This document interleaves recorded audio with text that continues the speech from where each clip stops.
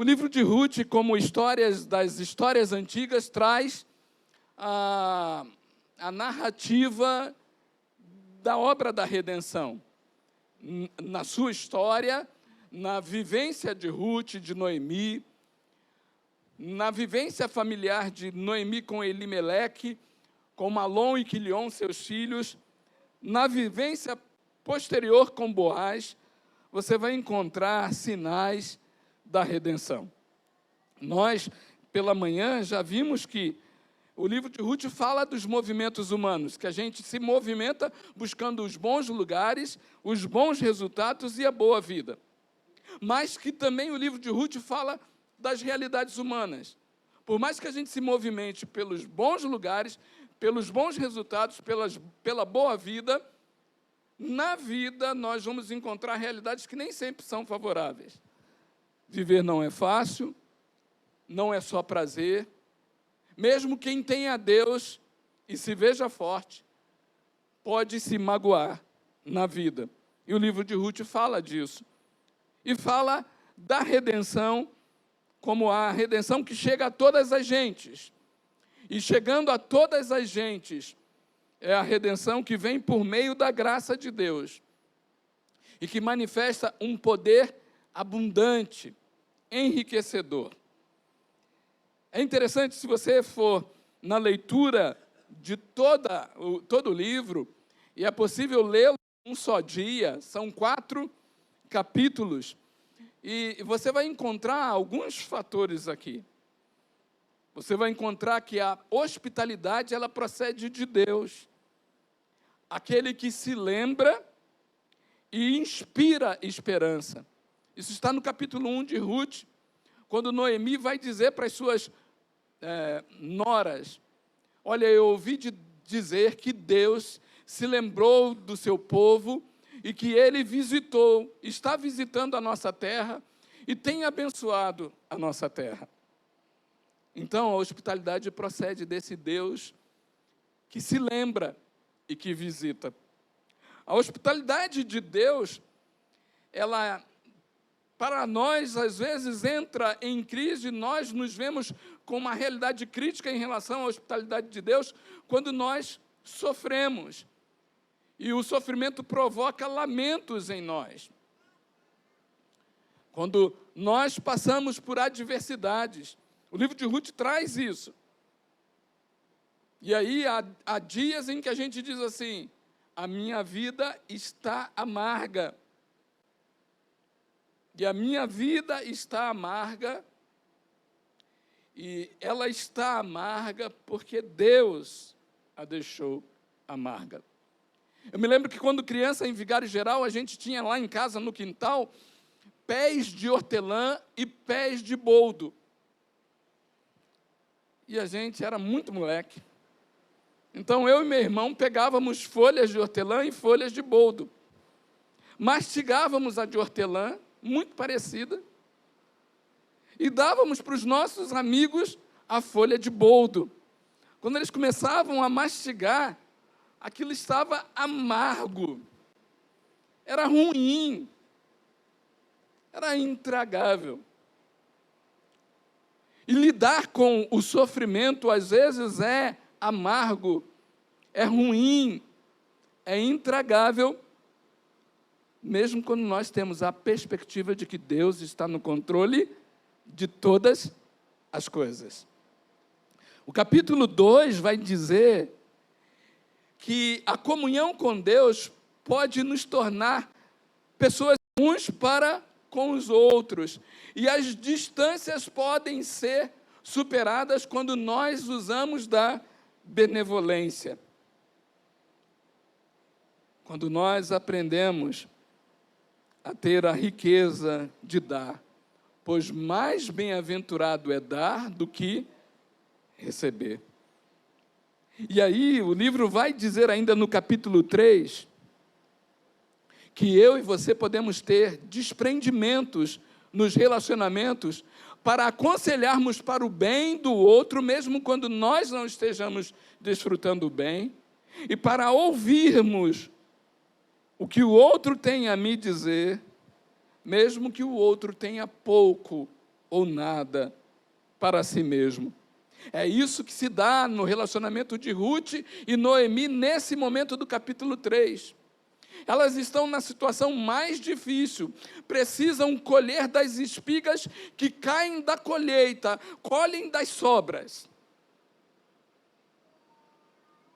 É quando se faz a feira no último horário, para se comprar o que seja possível, e que outros já não vão comprar, e já não vão levar para casa, e então é possível chegar ali e pagar pouco, para poder levar para casa, e ter alguma coisa para comer. É nesse momento em que elas estão, e uma conversa com a outra, uma compartilha com a outra, uma aconselha a outra, e são movidas por esperança no meio das suas adversidades. E aí, no capítulo 4, nós vamos encontrar uma coisa belíssima, que é o acolhimento sempre será mais doce quanto amargo seja o sofrimento. Eu queria que você guardasse isso. O acolhimento sempre será mais doce quanto amargo seja o sofrimento. O sofrimento era amargo na história de Noemi e de Ruth, mas as experiências de acolhimento entre Noemi e Ruth, entre Boaz e Ruth, entre Boaz e a história da família de Noemi, entre Noemi e a comunidade para a qual ela volta em Belém, oferece doçura maior do que o amargor da vida. Nós precisamos acreditar nisso, porque isso é redentivo e isso mostra saídas para o dia a dia, como procedendo de Deus. Quando nós somos acolhedores uns com os outros, eu ouso dizer que todo acolhimento sempre será mais doce do que o amargor do sofrimento. E eu não estou com isso diminuindo o sofrimento. Lembro-me da aula de um professor em que ele dizia que quando ele estava no seminário, o seu colega de quarto recebeu a notícia de que o pai dele falecera. E aí o colega de quarto ficou umas 4 horas esperando para poder viajar. Muitos anos atrás tinha que se viajar de trem para ir de São Paulo para Minas. E ele, aquele nosso professor, enquanto seminarista, ficou do lado do colega, sentado, em silêncio, às 4 horas. O colega foi para o sepultamento do pai e ficou uma semana na casa dos seus familiares. E ele, o professor, que aí ainda seminarista, ficou naquela semana pensando, mas como é que eu posso ser pastor? Como é que eu poderei vir a ser pastor se eu não fui capaz de falar nada para ele nas 4 horas que eu fiquei sentado do lado dele? Quando aquele colega chegou de volta, ele procurou o colega e disse, olha, eu quero te pedir perdão porque eu não te disse nada. E o colega disse, não me peça perdão. Você me disse muito com as 4 horas que você ficou sentado ao meu lado, comigo. Então, o livro nos traz a hospitalidade e o acolhimento, e o livro nos traz a hospitalidade e a benevolência que pode ser transformadora. Já vimos pela manhã sobre o acolhimento, e eu quero falar um pouco mais nessa noite sobre essa benevolência que pode ser transformadora.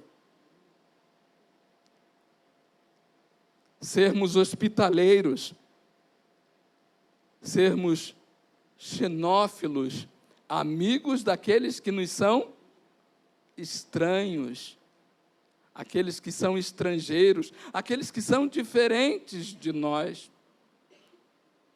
Sermos capazes de estar ao lado e de acreditarmos que a benevolência é transformadora. E a benevolência ela é transformadora porque ela é inspirada em Deus. Quando Noemi diz para Boaz: como tu podes usar de tanta benevolência para comigo?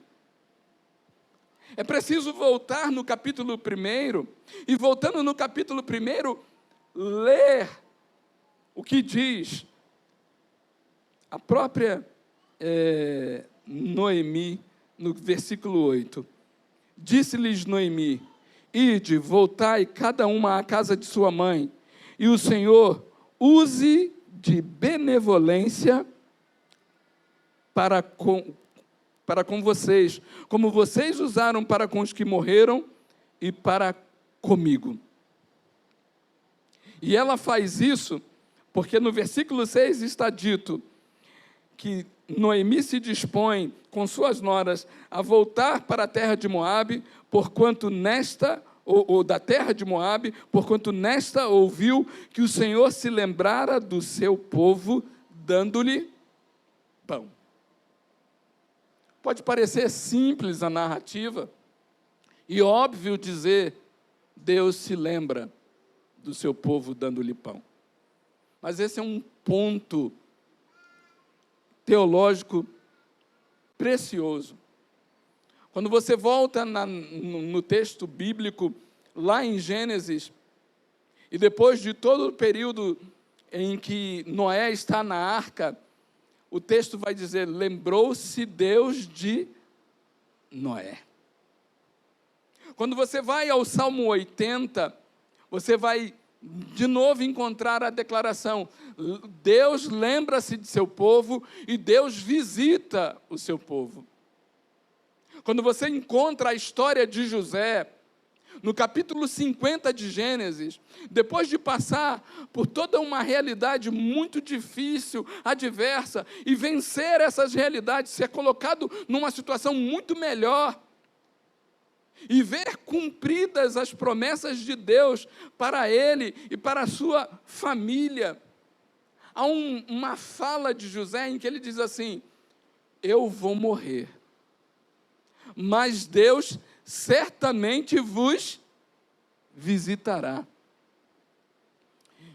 E quando Deus visitar o seu povo, eu quero que vocês peguem os meus ossos daqui e levem para a terra prometida. Dizer que Deus se lembra significa dizer que Deus é fonte prática de esperança. Dizer que Deus se lembra significa dizer que Deus se importa concretamente, praticamente. Não tenha dificuldade teológica em pensar que afirmar que Deus se lembra significa que em algum momento ele se esqueceu. Não, nós sabemos que em todo tempo nós estamos sob o conhecimento de Deus. Mas quando a narrativa diz que Deus se lembra, ela está dizendo que pontualmente, na minha história, na sua história, na história da existência de qualquer ser humano, há uma ação de Deus, há uma atenção de Deus, e há um olhar de Deus que vem em direção a essa história. E isso traz esperança. Porque podemos cantar sublime graça que nos alcança, que muda a nossa história. Eu que estava perdido, porque Ele, objetivamente, concretamente, olhou a nossa história, chegou à nossa história e trouxe respostas, palavras, redenção para a nossa história. Ter a ideia desse Deus que se lembra, desse Deus que visita, é ter a ideia do Deus que age. E age sobre os limites. Age sobre os limites, transformando as circunstâncias. Mesmo quando as perspectivas humanas se esgotem. Lembram-se que a gente falou que o livro fala de que, por vezes, a hospitalidade de Deus é colocada em xeque, sofre a crítica da nossa relação com Ele por conta do sofrimento, por conta do lamento que o sofrimento produz em nossa vida. Mas é nesse contexto que a gente aprende que Ele está conosco. O Salmo 139, que a gente também aprende que Ele está conosco. O Salmo 139 vai dizer: para onde eu me ausentarei do teu espírito? Para onde eu fugirei da tua face? Se eu subo aos céus, lá estás. Se eu fizer a minha cama no mais profundo abismo, ainda lá me haverá de guiar a tua mão e a tua destra, a tua companhia, a tua presença, ela me sustentará. Então, é possível caminhar em benevolência porque Deus é benevolente, porque Deus se lembra, porque Deus se importa, porque Deus visita. E o quanto isso pode trazer bem para mim e para você? O que nos motiva a orar, a não ser sabermos que somos acolhidos pelo Deus que ouve e responde às orações? E que nos motiva a lidar com aquilo que tão pesado está na nossa vida, a não ser sabermos que podemos ser alcançados pelo poder de Deus, transformando as nossas realidades. E qual a importância disso? É que essa benevolência transformadora que vem da inspiração de Deus, ela pode ser vivida por mim e por você na comunhão com Deus. Eu e você podemos ser benevolentes no nosso cotidiano. É possível cultivar a atitude de abençoar. É possível cultivar a atitude de proporcionar generosidade, de valorizar o que é essencial. E isso está aqui na história de Ruth, de Noemi, de Boaz. Quando nós olhamos algumas das atitudes, Boaz vai dizer para os seus servos: deixem que ela pegue, e quando vocês estiverem colhendo, tirem algumas e deixem que algumas dessas espigas caiam, para que ela possa colher um pouco mais e levar um pouco mais para a sua casa. Isso é generosidade. Isso é dizer: o que eu tenho, eu não quero pura e simplesmente acumular para que seja sempre meu e só para mim. Isso significa dizer: o que eu tenho é tão suficiente que eu posso partilhar com os outros. Mas, pastor, eu não tenho muito materialmente.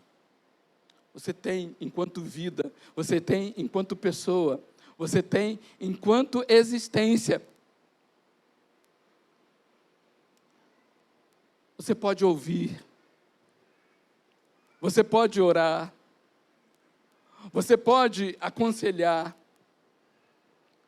você pode se importar, você pode cooperar, você pode se envolver, você pode dispor do seu tempo, você pode, de diversas maneiras, ter generosidade e, com isso, oferecer, viver a benevolência por fruto da comunhão com Deus.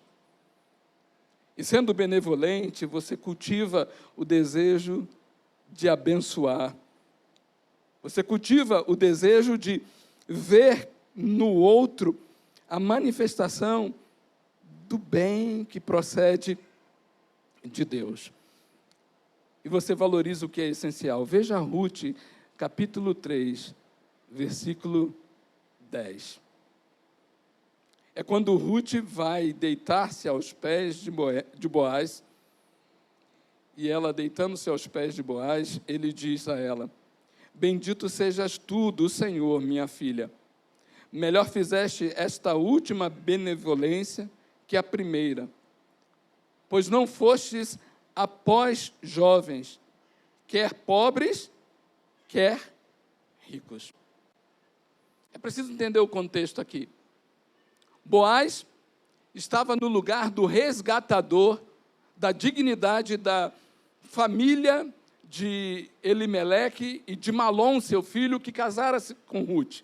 A lei judaica dizia que, uma vez morrendo o esposo e não havendo filho, o parente mais próximo deveria assumir a responsabilidade de dar descendência. E Boaz estava nessa condição. Mas Boaz já era um homem envelhecido. E aí ele vai dizer: Ruth, essa tua benevolência é maior do que a primeira, do que quando você ficou com a sua nora, a sua sogra, e quando você cuidou dela. Como muda a história de Ruth, como muda a história de Noemi, traz a redenção através do resgatador, que no caso da história é Boaz, que no caso da história humana é Cristo Jesus. E é interessante porque você vai pegar o nome Ruth, é um dos 4 nomes femininos que aparecem na genealogia de Jesus, pontuando exatamente a ação transformadora, redentora de Deus, e que nos diz que Deus, que redime a nossa história, coloca a nossa história dentro da história dele, para que através da nossa história haja uma missão que abençoe tantas outras histórias. E aqui eu concluo. Como é possível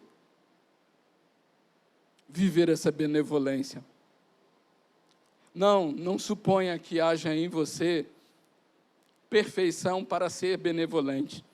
Não há em mim perfeição para ser benevolente. Mas entenda que é possível viver a benevolência por meio da obediência amorosa a Deus na vida do próximo. Quando perguntado do maior mandamento, e eu repito o que eu falei pela manhã, a resposta de Jesus foi: ama a Deus sobre todas as coisas, e ama o teu próximo como a ti mesmo. E Paulo vai nos dizer assim, na sequência do texto que eu citei pela manhã, ele vai nos dizer: haja em vós o mesmo sentimento que houve também em Jesus Cristo, porque ele, sendo Deus, não teve por usurpação o ser igual a Deus.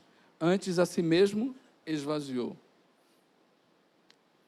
tornando-se em semelhança humana.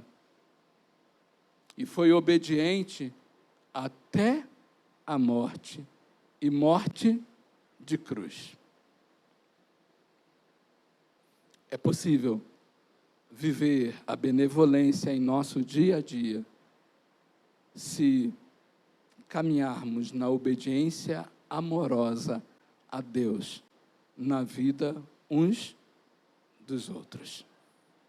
Que Deus, assim, use a nossa vida. E nessa noite, nós somos inspirados, chamados, convocados, comissionados pela mesa que está posta. E que diz que Deus amou o mundo de tal maneira que deu o seu Filho unigênito, para que todo que nele crê não pereça, mas tenha a vida eterna. A mesa que nos inspira a olhar para Cristo e ouvi-lo dizendo: isto é meu corpo, que é dado por vós. Comei em memória de mim. Isto é meu sangue derramado por vós. A mesa, então, que nos inspira a olharmos uns para os outros e dizermos: meu irmão, há entre nós uma aliança de sangue, de morte, vida e cruz. Por isso, eu quero ser teu companheiro de jugo. orar contigo, andar contigo, me alegrar contigo. Conte comigo. A mesa, então, que nos inspira a crermos na presença transformadora de Deus, na sua benevolência, e anunciarmos a morte do Senhor até que Ele venha. A mesa que, por fim, nos inspira a sabermos que um dia todos juntos estaremos com Ele, celebrando, bebendo do fruto da videira, no reino do Pai. Que essa benevolência seja manifesta em nosso dia a dia, pela graça de Deus. Nos curvamos diante de Ti, Senhor.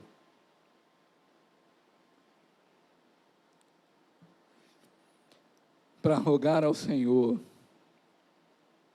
que manifeste a Tua benevolência a partir da nossa vida.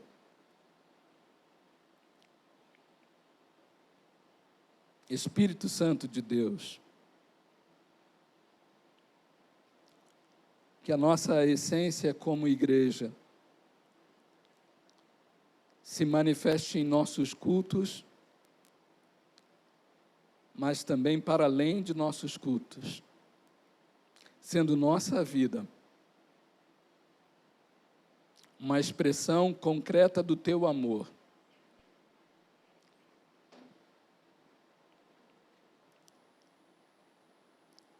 Espírito Santo de Deus, assim como em Deus temos a graça bendita que nos traz esperança, que nos visita, que se lembra de nós, que na nossa história concretamente faz diferença, usa da nossa vida,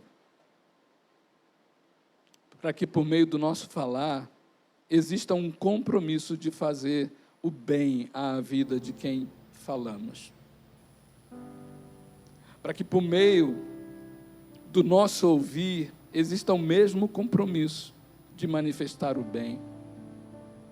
Para que por meio do nosso agir nas relações, exista o compromisso de sermos benevolentes, de valorizarmos o que é essencial, para muito além do que é apenas aparente. De sermos generosos, de compreendermos que o pouco que temos ou somos é usado por Ti de forma abundante na vida do nosso semelhante. Assim, Senhor, nos traga a uma condição de oferecer doçura para muito mais que o amargo que possa estar presente na dor, na história, na realidade de nosso irmão, de nosso próximo, de nosso semelhante. Nós oramos em nome do nosso benevolente Salvador, Redentor, Jesus Cristo, que suportou a cruz, não fazendo caso da vergonha da cruz, mas a levando sobre si, para que nele sejamos sarados. Em nome de Jesus, em nome de Jesus, em nome de Jesus. Amém.